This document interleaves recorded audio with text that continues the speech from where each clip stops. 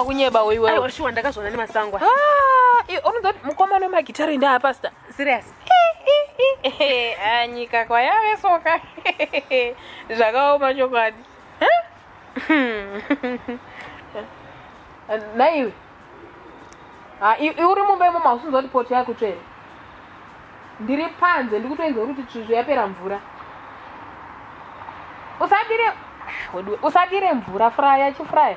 Woisa matomatoes. Ndati enda pa live ndonite nchikudza zvekuti. Enda pa live. Kutaura naniko. Aiwa niye mwana wangu ndifelu. Aunopengere.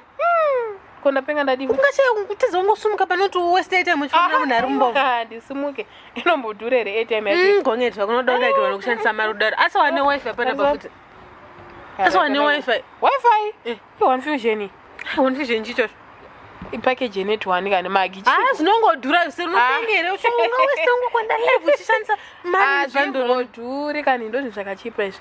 Unozoti ndinogugula ndinodownloada ndinoita zvipi kana kukosa $5 ausonengoisa 50 momomo $55 chete. Iyi ndo yandakaisa apa.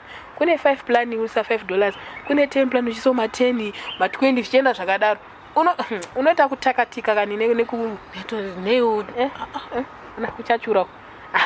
Uyu mwana uyu aiwa udze munhu kudaro kana pane vanhu ipapo ndo paanotoda manje. Problem amuna ana magika. Ndingoti yenda kagarira line rangu. Muchidhurirwa padikidiko sa data you have exhausted your bundle.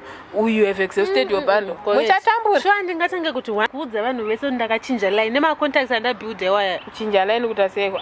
Nosaka ndichitibvunza isana gonyeti tinoziya zvinhu. Anena tenga rimwe line. Iwe kungoenda kuma offices yaya nditi. Ungonaudza kuti namba dzangu ndikudzida dzakada. Vanongokuchinjira 3 dzekutanga. Okusira 071. Serious? Dzimwe dzese